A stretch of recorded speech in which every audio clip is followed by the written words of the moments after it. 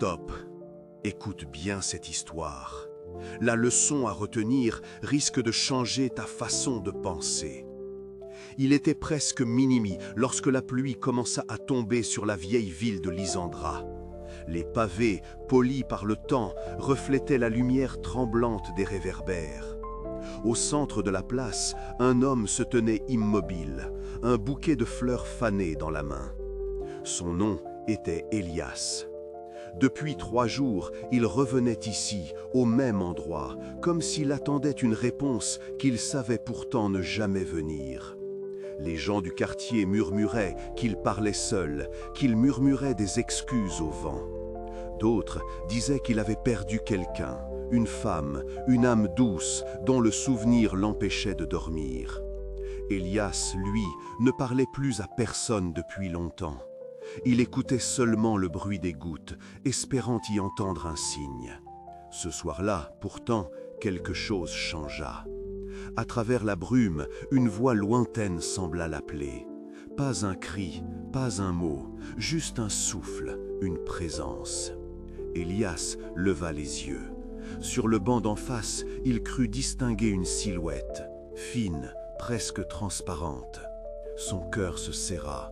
Était-ce elle, ou simplement la folie qui revenait, comme chaque automne depuis sa mort? Il fit un pas, puis un autre. La pluie redoublait, effaçant ses traces.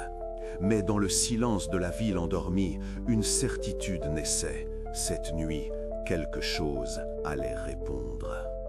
Elias s'approcha lentement, chaque pas résonnant comme une prière étouffée sous la pluie. Le banc semblait flotter dans la brume, entre 2 mondes. La silhouette ne bougeait pas. Lorsqu'il fut assez près, il sentit un parfum ancien, celui des lilas qu'elle portait toujours. Un instant, il ferma les yeux, le souffle suspendu. Le parfum ne mentait pas, c'était elle. Mais comment? Anna était morte depuis 3 ans. Il avait lui-même dispersé ses cendres dans le fleuve. Pourtant, la silhouette devant lui semblait bien réelle, comme façonnée par la pluie et la lumière. Elle tourna doucement la tête. Ses yeux, pâles et calmes, croisèrent les siens. Aucun mot ne fut prononcé, et pourtant il comprit tout. Le manque, la culpabilité, le temps volé. Elias sentit un frisson lui parcourir le dos. Son cœur battait trop fort, comme s'il voulait briser sa cage. Il tenta de parler, mais sa voix se brisa dans le vide. Ce fut elle qui parla la première, d'une voix douce, presque un murmure. « Pourquoi continues-tu à venir ici ?» Il aurait voulu crier, pleurer, s'agenouiller, mais tout ce qu'il put dire fut un simple « parce que je n'ai pas su te dire adieu ». Alors la pluie sembla s'arrêter. Le silence se fit lourd, presque sacré. Anna posa une main sur son cœur et Elias sentit la chaleur d'un souvenir le traverser. Elle sourit, un sourire triste d'un autre monde. Puis, doucement, elle répondit « Alors, écoute, Elias, cette nuit, je vais t'apprendre à dire adieu. » Le vent se leva soudain, balayant la brume comme un rideau qu'on déchire. Le parc semblait s'étirer, se transformer. Les arbres, noirs et tordus, prenaient la forme de bras tendus vers le ciel. Elias cligna des yeux. Était-ce un rêve ou la frontière du réel venait-elle de se fissurer? Anna, toujours assise, traçait quelque chose sur le sol humide du bout de ses doigts. Un cercle, puis des symboles qu'il ne reconnut pas. « Chaque âme en peine, murmura-t-elle, a droit à un dernier souhait. Mais le tien, Elias, sera un écho, une résonance de ce que tu n'as jamais osé dire. » Il voulut demander ce que cela signifiait, mais elle posa un doigt sur ses lèvres. « Écoute, cette nuit, j'offre la possibilité de revoir ton passé. Mais souviens-toi, le souvenir a un prix. » Le ton de sa voix n'était ni menaçant, ni doux, il était inévitable. Élias sentit un poids dans sa poitrine, comme si quelque chose s'y accrochait depuis toujours. « Et si je refuse ?» demanda-t-il enfin. « Alors tu continueras à venir ici, encore et encore, sans jamais comprendre pourquoi tu souffres. » Un éclair illumina le ciel. La pluie reprit, plus fine, presque musicale. Anna tendit sa main. Son regard brillait d'une étrange lumière, oscillant entre amour et douleur. Élias hésita, puis, lentement, il posa sa main dans la sienne. Le contact fut glacial, mais une chaleur ancienne s'éveilla aussitôt dans son cœur. Alors, le monde se déchira, le parc disparut, et il se retrouva ailleurs, au seuil de sa propre mémoire. Élias ouvrit les yeux, mais ce n'était plus la nuit. Devant lui, un couloir de lumière s'étirait à perte de vue, bordé de portes sans poignées. Chacune vibrait légèrement, comme si derrière, quelqu'un respirait. L'air était chargé d'une nostalgie étouffante, un parfum de poussière et de regret. Anna marchait devant lui, pieds nus, ses pas ne produisant aucun son. « Ce que tu vois ici, murmura-t-elle, ce sont tes vérités oubliées, des fragments que tu as rejetés parce qu'ils faisaient trop mal. » Élias approcha d'une porte. Sur sa surface, une image se forma. Lui, adolescent, debout dans une chambre éclairée par la lueur d'un écran d'ordinateur. À ses côtés, son père criait, la colère dans les yeux. Élias se revit répondre, claquer la porte, puis fuir dans la nuit. Il avait oublié cette scène depuis longtemps. « Pourquoi me montrer ça ?» demanda-t-il, la voix tremblante. Anna se tourna vers lui. « Parce qu'un souhait naît toujours d'un manque, et le tien, c'est le pardon. » Il voulut reculer, mais la porte s'ouvrit brusquement. Une vague de sons, d'images, de souvenirs l'engloutit. Il entendit sa propre voix d'enfant, des rires, des pleurs, le silence d'un repas où plus personne ne parlait. Chaque souvenir qu'il effleurait se dissolvait en lumière. Mais plus il avançait, plus le couloir se rétrécissait, comme s'il refusait qu'il aille plus loin. « Anna !» cria-t-il, mais elle n'était plus là. Seule sa voix résonnait, distordue, comme un écho venu d'un autre monde. Devant lui, une dernière porte se dressait, plus grande que les autres, battant au rythme de son cœur. Et dessus, gravé dans le bois, « Dernier souhait ». Élias inspira profondément et poussa la porte gravée du « Dernier souhait ». Une lumière froide s'en échappa, enveloppant tout son corps, glaciale mais fascinante. Le couloir derrière lui disparut, remplacé par une immense salle circulaire aux murs couverts de miroirs anciens. Chacun reflétait une version différente de lui-même, enfant, adolescent, jeune adulte, chaque moment où il avait fait un choix qu'il regrettait. Les miroirs vibraient légèrement, émettant un murmure indéchiffrable, comme si les reflets cherchaient à communiquer quelque chose. Ses propres yeux le scrutaient depuis chaque surface, le jugeant, le réprimandant, l'appelant à comprendre. Il s'avança lentement, le cœur battant, réalisant que pour progresser, il devait faire face à chaque image, à chaque erreur, sans détour. Une main tremblante effleura le miroir le plus proche, et une vision éclata devant lui. Lui, refusant d'aider un ami dans le besoin, prisonnier de sa peur et de son orgueil. La culpabilité lui oppressait la poitrine, et pourtant il ne pouvait reculer. « Le prix du passé, Élias » murmura une voix semblable à celle d'Anna, mais distordue, venant de partout à la fois. « Tu ne peux pas fuir ce que tu as créé. » Chaque pas qu'il faisait éveillait une nouvelle scène. Disputes, silences, abandons, trahisons oubliées, toutes gravées dans les miroirs comme des cicatrices indélébiles. Le sol sous ses pieds semblait se transformer en sable mouvant, symbole que chaque souvenir mal géré pouvait l'engloutir. Pour la première fois, il comprit que ce n'était pas seulement une confrontation avec le passé, c'était un apprentissage, une épreuve imposée par ses propres erreurs.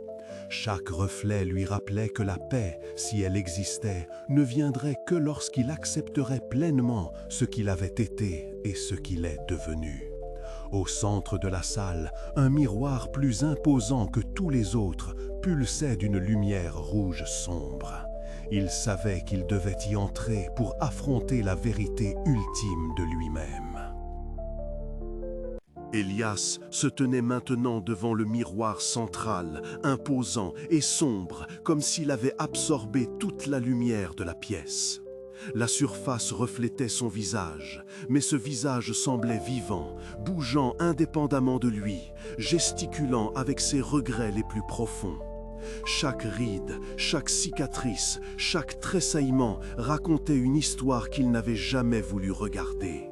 La voix résonna à nouveau, plus claire cette fois, semblant provenir de l'intérieur du miroir. « Confesse ce que tu as caché ou reste prisonnier de toi-même. » Le ton n'était pas menaçant, mais implacable, comme une vérité inévitable qui se refuse à être ignorée. Il inspira lentement, sentant son cœur battre à tout rompre. Les souvenirs surgirent, la trahison qu'il avait commise envers son frère, le mensonge qui avait brisé une amitié, les promesses non tenues envers Anna. Chaque confession, même silencieuse, semblait transformer l'air autour de lui, le rendant plus dense, presque palpable. Il murmura alors, tremblant, « J'ai eu peur, j'ai échoué, j'ai blessé. » À chaque mot, le miroir vibrait, comme si ses aveux nourrissaient quelque chose de vivant. Les reflets dansaient autour de lui, révélant non seulement ses fautes, mais aussi les conséquences invisibles sur les autres. Une lumière rouge sombre émana du miroir, et Elias sentit ses os frissonner. C'était comme si son âme elle-même était examinée et jugée, mais aussi purifiée. Il comprit que fuir ce moment ne servirait à rien. Chaque omission, chaque mensonge, chaque secret devait être confronté. Il ferma les yeux, laissant la lumière l'envelopper. Les murmures du miroir devinrent un chœur, répétant, incitant, guidant. Et dans ce silence oppressant, Elias réalisa enfin que la seule voie vers la rédemption passait par l'acceptation complète de ce qu'il avait été et de ce qu'il devait devenir. Le miroir ne montrait pas seulement le passé, il révélait le chemin vers un futur qu'il pouvait encore choisir. Elias quitta le miroir avec une sensation étrange. Le manoir lui-même semblait respirer, comme s'il prenait vie après des siècles de silence. Chaque mur vibrait doucement, chaque fissure semblait s'ouvrir et se refermer comme une respiration lente. Et les portraits accrochés sur les murs le suivaient du regard, leurs yeux accusateurs semblant juger chacun de ses mouvements. Le parquet grinçait à chaque pas, amplifiant le sentiment d'être observé par une présence invisible. Il s'avança dans le couloir principal, les chandeliers éteints jetant des ombres mouvantes sur les meubles anciens et poussiéreux. Les rideaux lourds flottaient légèrement, agités par un vent qui n'avait pas de source visible. L'odeur de bois humide et de sel marin s'intensifiait à mesure qu'il progressait, rappelant à Elias la proximité permanente de la mer. Chaque pièce traversée semblait raconter une histoire oubliée, et il percevait des murmures, comme si les murs communiquaient entre eux. À chaque pas, le manoir révélait son caractère vivant. Les portes s'entrebâillaient seules, et le parfum de l'ancien se mêlait à une essence indéfinissable, presque surnaturelle. Elias comprit que cet endroit n'était pas simplement un bâtiment. Il était l'incarnation de sa conscience et de ses secrets, une entité qui reflétait ses choix et ses regrets avec une précision effrayante. Le vent se leva soudain, sifflant à travers les corridors, et les ombres dansèrent plus vivement. Le manoir ne se contentait plus d'être un simple lieu, il exigeait qu'il confronte tout ce qu'il avait enfoui au plus profond de lui-même. Elias sentit que chaque pas qu'il faisait le rapprochait non seulement de la vérité du manoir, mais aussi de la vérité sur lui-même, et que rien ne pourrait désormais détourner son regard de ce jugement silencieux mais omniprésent. La nuit s'épaississait sur le manoir et la falaise, et Elias descendit lentement du grenier, ses pas résonnant faiblement dans le silence pesant des couloirs. Chaque mouvement semblait amplifié par les murs vivants, et il sentit un souffle glacé parcourir son échine. Lorsqu'il atteignit la terrasse, le vent, qui jusque-là avait fouetté son manteau et balayé la brume, s'était arrêté, laissant place à un silence presque surnaturel. Même les vagues s'étaient calmées et les mouettes avaient cessé leurs cris. Elias fit un pas sur le sol humide, et à l'instant précis, la brume s'épaissit autour de lui, l'enveloppant comme une étreinte glaciale et immatérielle. Les contours du manoir se floutèrent, ses détails se dissolvant dans une vapeur blanche et dense. Il leva les yeux, mais le monde tangible semblait disparaître, laissant place à une dimension où le temps et l'espace semblaient suspendus. Sa silhouette, parfaitement définie une seconde plus tôt, se fondit dans la brume, se dissolvant lentement, comme si le vent et la mer l'avaient avalé. Dans le village en contrebas, aucun habitant ne remarqua le changement. Les fenêtres restèrent sombres, les ruelles désertes, et la mer reprit son rythme régulier, comme si rien ne s'était passé. Seul le phare clignota une dernière fois, jetant une lumière blanche et fugace sur les falaises, témoin silencieux d'un événement qui défiait toute logique. La légende du gentleman de la falaise venait de naître, et avec elle, une morale immuable. Certains secrets et certaines fautes dépassent la vie elle-même. À mesure que la brume se dissipait, il n'y avait aucune trace de lui, seulement le murmure des vagues et le cri lointain des mouettes. La disparition d'Elias ne marquait pas une fin, mais le début d'un avertissement pour tous ceux qui osaient ignorer leurs erreurs et laisser les regrets s'accumuler. L'histoire d'Elias, le gentleman de la falaise, ne se limite pas à un simple récit de fantômes ou de maisons hantées. Elle contient une leçon profonde et effrayante pour quiconque néglige ses erreurs et ses choix passés. Chaque mensonge, chaque secret, chaque acte de vanité et d'orgueil laisse une empreinte invisible qui, tôt ou tard, réclame son tribut. Les habitants du village, qui avaient observé ces allées et venues avec peur et curiosité, ne comprenaient pas encore la portée de ce que leurs yeux avaient vu.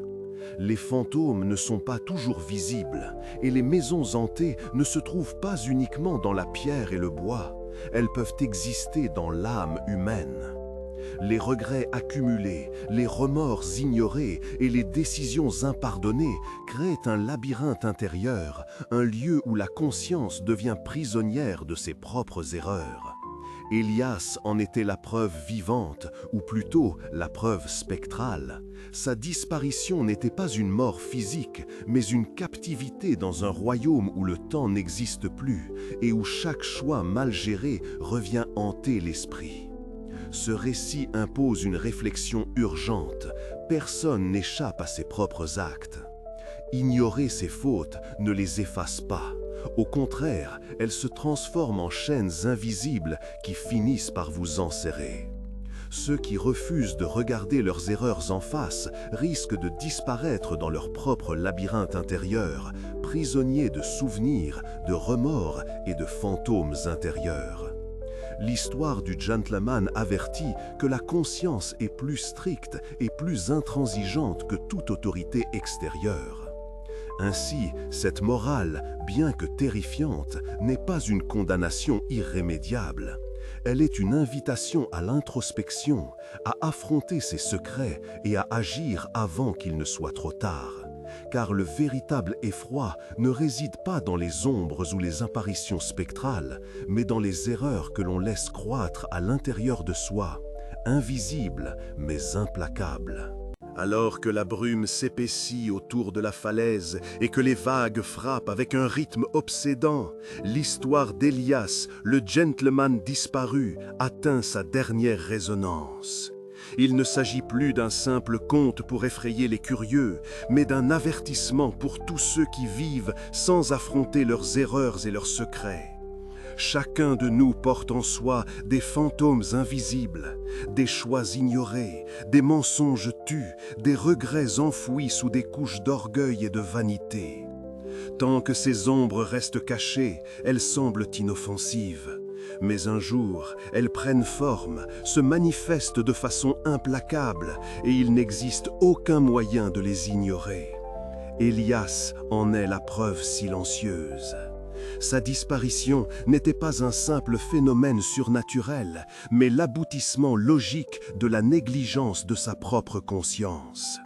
Le vent glacé, la mer déchaînée, la maison et le miroir ne faisaient que refléter son état intérieur, matérialiser ce qu'il refusait de voir en lui-même. Ainsi, la vraie peur n'était pas celle de la mort ou des fantômes, elle résidait dans le poids des erreurs non assumées et dans le vide laissé par l'orgueil et la solitude. Ce récit pose une question cruciale à chaque spectateur. Que ferais-tu si tes propres secrets et tes regrets prenaient vie ? Le silence des vagues et le souffle glacial du vent deviennent des juges impitoyables, et la conscience, plus sévère que tout autre tribunal, exige réparation. La brume continuera de recouvrir les falaises, les phares continueront de clignoter au loin, et les histoires comme celle d'Elias perdureront pour rappeler que l'orgueil, les secrets et la solitude peuvent transformer une vie entière en un cauchemar silencieux et éternel. Réfléchis à tes actes, confronte tes erreurs, et avant que la brume ne t'enserre, agis.